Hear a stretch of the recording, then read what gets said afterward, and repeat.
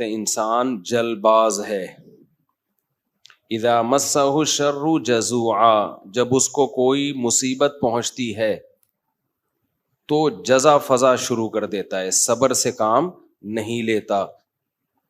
وَإِذَا مَسَّهُ الْخَيْرُ مَنُوعًا، اور جب اس کو کوئی پیسہ میسا ملتا ہے، دولت آتی ہے اس کے پاس، تو کنجوس بن جاتا ہے، اس پہ سانپ بن کے بیٹھ جاتا ہے.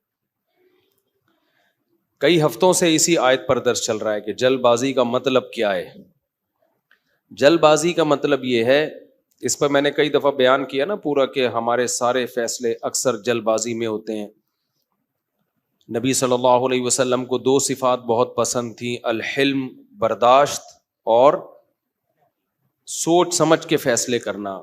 طلاقیں جلد بازی میں ہوتی ہیں، مار دھاڑ جلد بازی میں، بہت سارے کام ہمارے جلد بازی میں ہو. کسی کے بارے میں رائے جلدی قائم کر لیتے ہیں، کسی کو اچھا کہنے میں بہت جلدی کرتے ہیں، کسی کو برا کہنے میں بھی بہت جلدی کرتے ہیں. تو اسی طرح جو شخص بھی جس کی دل میں کوئی خواہش پیدا ہوئی، اس خواہش کو فوراً پوری کرنے کی کوشش کرنا، یہ بھی کیا ہے؟ جلد بازی. آپ سوچ تو لو بھائی، یہ خواہش پوری کرنے سے آپ کو فائدہ ہوگا نقصان ہوگا، کہیں لت تو نہیں پڑ جائے گی آپ کو؟ نشہ ہے، دل چاہتا ہے، لوگ کر لیتے ہیں بھائی، اس سے تو آپ تباہ و برباد ہوتے چلے جاؤ گے. تو جو خواہشات کا غلام ہوتا ہے وہ جلد باز ہوتا ہے، اور جو مستقبل سامنے رکھ کے زندگی گزارتے ہیں ان کی طبیعت میں جلد بازی نہیں ہوتی، ہمیشہ وہ کامیاب ہوتے ہیں. تو یہاں بھی اللہ نے کیا فرمایا کہ جلد بازی کی ایک مثال اللہ نے بیان کی ہے. وہ مثال یہ ہے، اذا مسہ الشر جزوعا، جب کوئی مصیبت پہنچتی ہے نا، ہونا یہ چاہیے مصیبت میں انسان کا دل کرتا ہے ہلڑ بازی کا، ہاں ہو چیخو پکار، ادھر ادھر ڈپریشن ہوتی ہے اس کو. تو جو دل کر رہا ہے وہ آپ کرنا شروع کر دو، اس پہ کنٹرول نہ کرو کہ بھئی اس کا کوئی فائدہ ہوگا یا نہیں ہوگا. ایسا تو نہیں کہ میرے اس ری ایکشن سے فائدے کے بجائے الٹا اور زیادہ نقصان ہو جائے. تو اللہ کہتے ہیں جلد باز آدمی کیا کرتا ہے، وہ یہ نہیں دیکھتا، وہ بس اپنی خواہش کو پوری کرنے میں لگا ہوتا ہے. غم پہنچا ہے تو اس غم کو ہلکا کرنے کے لیے جو مرضی اسے کرنا پڑے وہ کر گزرتا ہے. اس کی مثال ایسے ہے نا، آپ نے دیکھا ہوگا، ایک کہیں کوئی واقعہ ہو جائے نا، کوئی دھماکہ ہو جائے، تو جو انویسٹیگیشن کے لیے لوگ وہاں جاتے ہیں وہ کہتے ہیں ہمیں سب سے بڑی مصیبت پتہ ہے کیا ہوتی ہے؟ وہاں عوام جو احتجاج شروع کر دیتی ہے، اس سے کیا ہوتا ہے کہ وہاں جن لوگوں نے کچھ کاروائیاں کی ہیں نا، ان کے ثبوت مٹ جاتے ہیں. ہونا یہ چاہیے، پوری دنیا میں ہم نے ایک اصول دیکھا ہے، جہاں کوئی ایکسیڈنٹ ہو، کوئی واقعہ ہو نا، فوراً وہ روک دیتے ہیں، پورا ایک گھیراؤ میں لے لیتے ہیں کہ انویسٹیگیشن کرنے تو اس میں غلطی کس کی ہے تاکہ اس کو سزا ملے. ہمارے یہاں کیا ہوتا ہے کہ پتہ ہی نہیں چلتا کہ غلطی کس کی ہے، اتنا کراؤڈ اکٹھا ہو جاتا ہے، اتنی عوام دائیں بائیں آگے پیچھے، جس کو پکڑ کے پبلک کوٹنا شروع کر دے تو بس وہی مجرم ہے. یعنی جس کو پہلے تھپڑ لگ گیا نا، سمجھو وہ کیا ہے، بس اسی نے کیا ہے. بہت کچھ الٹا پلٹا ہو جاتا ہے. تو وجہ کیا ہے بھائی؟ اپنے احتجاج فوراً کر لینا کسی بھی چیز پہ، سوچے سمجھے بغیر الزام ڈال دینا کسی کے اوپر. کئی سال پرانی بات ہے، کیس ہمارے سامنے آیا کہ ایک لڑکی کے نمبر پہ کہیں کوئی مس کال آ گئی. یہ گاؤں میں واقعہ ہوا تھا. اب غیرت مند بھائی تھا، اس نے دیکھا یہ کون ہے، دیکھا کسی لڑکے کا فون ہے، پہلے سے اس لڑکی کے بارے میں کسی نے اس کا دماغ، بہن کے بارے میں دماغ بھرا ہوا تھا، ہوتے اس نے کیا کیا، اس کو گولی مار دی. اب بہت پرانا قصہ ہے تو ابھی مجھے تھوڑے سے اس کے آثار باقی رہ گئے دماغ میں، پورا قصہ مجھے یاد نہیں ہے. بعد میں انکوائری کی پتہ چلا کہ جی یہ لڑکی بالکل بھی انوالو نہیں تھی، جس بندے نے کی ہے وہ گڑبڑ کرنے کی کوشش کر رہا تھا. تو اب کیا ہوا ہے کہ اچھی اس کو پتا چلا کہ یار میری بے گناہ بہن کو میں نے مار دیا، ٹینشن میں اتنا گیا ہے کہ اپنے آپ کو بھی مار دیا. پہلے ایک جرم کیا، ٹینشن سے انکوائری پوری کی نہیں ہے. بھائی پہلے غور تو کر لو، تجزیہ کر لو، کوئی بھاگی تو نہیں جا رہی، دیکھ لو. اور اگر مس کال آئی بھی ہے، کوئی آپس کا ریلیشن بھی ہے، تو اس کا یہ مطلب تو نہیں ہے نا کہ گولی سے ہی اڑا دو, اس کی اسباب پہ غور کرو, اس کی وجوہات پہ غور کرو. پہلے جلد بازی میں ایک کام کیا, ایک بے گناہ کو قتل کیا, اب جلد بازی میں ایک اور گناہ کر لیا, اپنے آپ کو بھی مار دیا. تو ہمیشہ جلد بازی میں انسان سے غلط کام ہوتے ہیں, ٹھیک کام نہیں ہوتے. کتنی بڑی سے بڑی ٹینشن ہونا, ٹائم سب سے بہترین مرہم ہے, یہ خوب یاد رکھو. جب میرے پاس کوئی پریشان آدمی آتا ہے نا, جس کو کوئی بہت بڑا غم پہنچا ہو اور اس کی حالت خراب ہو رہی ہو, میں اسے ایک بات لازمی کہتا ہوں کہ وقت سے بہترین مرہم دنیا میں کوئی نہیں. یہ ٹائم گزار لو, اس ٹائم کو کیا کرو, گزارو بس. جیسے جیسے ٹائم گزرے گا نا, حالات اپنے آپ کو خود ہی ایڈجسٹ کرتے چلے جائیں گے. یہ اللہ نے انسان کے باڈی میں ایسی ایک لچک رکھی ہے. میں نے ایک ڈاکٹر صاحب سے پوچھا, ڈاکٹر صاحب اب پین کلر ایجاد ہو گیا ہے, درد ہوتا ہے, لوگ ٹیکا لگاتے ہیں, پہلے زمانے میں کیا ہوتا تھا؟ داڑھ کے درد کی تکلیف کتنی زیادہ ہوتی ہے نا, داڑھ کا درد ہو رہا ہو, اب تو پین کلر کھا لیتے ہیں لوگ. تو کیا کرتے تھے, 2-4 دن کے بعد تو مرنے لگتے ہوں گے. انہوں نے کہا اللہ نے ایسا سسٹم بنایا ہے, پین جب زیادہ عرصہ چلتا ہے نا باڈی, یا تو وہ خود ہی باڈی اس کو کم کر دیتی ہے, یا وہ فیل ہونا کم ہو جاتا ہے. تو اللہ بھی تو ہے نا, اللہ کے میاں کا بھی تو ایک سسٹم ہے بنایا ہوا.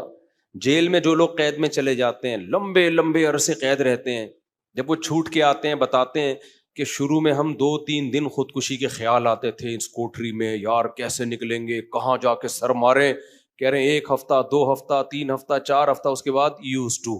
کیا ہو گئے؟ ایک آدمی 4 سال جیل میں رہ کے آیا, 4 سال. کہتا ہے 4 سال میں نے دھوپ, اچھا بھلا آدمی بھی بہادر آباد اور ڈیفینس کا جو لگژری لائف اسٹائل میں ٹائم گزارا. میں نام نہیں بتاؤں گا, بدنام ہو جائے گا بیچارہ, ایسا نہ ہو مزید کوئی رشتہ ہی نہ دے اس کو. مدیز اس لیے کہ شادی شدہ ہے. خیر اس وقت کمارا تھا وہ, تو وہ کسی شبہ میں اٹھا کے لے گئے اس کو. اچھا بھلا ڈیفینس یا بہادر آباد کا لڑکا تھا. بہادر آباد بھی اچھا ایک ایسا علاقہ ہے, لگژری لائف اسٹائل میں پلا, زیادہ ٹائم اس کا یورپ اور یعنی یورپ میں گزرا ہے. کسی شبہ میں اٹھا لیا اس کو. 4 سال اس نے دھوپ نہیں دیکھی. کہہ رہے میں جب اندر گیا ہوں نا, ایک پپو فیملی کا, برگر فیملی کا بچہ اندر گیا تو کیا حال, لیکن کچھ چیزیں سنی ہوئی تھی, علماء کی تقریریں, کچھ صبر سے متعلق, کچھ ایک کہ بھائی جب مصیبت اللہ کی طرف سے آتی ہے اس میں اجر اللہ کی طرف سے. بھائی قصور تو نہیں تھا اس کا, اب یہ تو اللہ کی طرف سے مصیبت ہے. نبی صلی اللہ علیہ وسلم نے فرمایا ایک کانٹا بھی چبھتا ہے نا اس پہ بھی اجر ملتا ہے. اللہ تھوڑی غافل ہے, ہر چیز آزمائش ہے ہمارے لیے. خوب سمجھ لو, اتفاق سے کچھ بھی نہیں ہو رہا. یہ جو ہم سمجھتے ہیں نا بائی چانس ایسا ہو گیا ہے, یہ ہمیں دیکھنے میں ایسا لگ رہا ہوتا ہے, ورنہ بائی چانس کچھ بھی نہیں ہوتا. جو کچھ ہو رہا ہے اللہ کے ارادے سے ہو رہا ہے. خوشی بھی پہنچ رہی ہے اللہ کے ارادے سے, غم بھی پہنچ رہا ہے اللہ کے ارادے سے. تو نبی نے فرمایا کہ جس کو خوشی پہنچتی ہے نا مسلمان کو, کافر کو خوشی پہنچتی ہے کہتے بائی چانس, یہ ہو گئے میری لک ہے, وہ لک کہتا ہے اس کو, لک ہے. ایک دفعہ میں ایک ڈاکومنٹری دیکھ رہا تھا, یہ جو کروڑوں اسپم ہوتے ہیں نا جو ماں کے رحم میں جاتے ہیں, جن میں سے ایک کو اللہ سلیکٹ کرتے ہیں انسان بنانے کے لیے. تو ڈاکومنٹری میں کسی گورے نے لکھا ہوا تھا کہ آئی ون دس میچ, یعنی کروڑوں خربوں میں یہ میچ جیت گیا. ٹھیک ہے, او بھائی تو نہیں جیتا ہے, یہ سلیکشن کس کی ہے؟ اللہ کی ہے. وہ کہہ رہے ہیں بھی بائی چانس ہو گیا کہ میں پیدا ہو گیا. بائی چانس کوئی بھی نہیں ہوتا, سب کس کا ارادے سے ہو رہا ہے؟ اللہ کے. اللہ نے تجھے پیدا کرنے کے لیے کمبخت سلیکٹ کیا ہے, اور اللہ پھر کہہ رہے ہیں نحن خلقناکم, ہم نے تمہیں پیدا کیا, ہمارا احسان ہے, تو اب اس احسان کا بدلہ دو. تو جہاں آپ یہ کہیں گے نا اتفاق سے ایسا ہو رہا ہے, وہاں خوشی پہ اتراؤ گے بھی اور غموں پہ ٹینشن میں بھی آؤ گے. یار کیوں ہو گیا میرے ساتھ؟ اچھا ہٹلر کتنا روتا رہا تھا آخری عمر تک, تبھی پھر وہ خودکشی کر لی اس نے کہ یار 1 ہفتہ پہلے میں رشیا پہ اٹیک کر دیتا, ہاں یار کتنی بڑی غلطی ہوئی ہے مجھ سے. وہ کہتے ہیں ایک ہفتہ پہلے اٹیک کر دیتے نا تو رشیا کا نقشہ کچھ اور ہوتا. وہ 1 ہفتہ رہ گیا, پتہ نہیں پولینڈ ولینڈ کے کس کے چکر میں رہ گیا, تو وہ رشیا نے اٹیک کر کے اس کی ایسی کی تیسی کر دی. تو روتا رہتا تھا وہ. ابے روتا رہتا نہیں, تو نے جو کچھ حرکتیں کی ہیں تو اللہ نے تجھے کیا دیا اس کا بدلہ.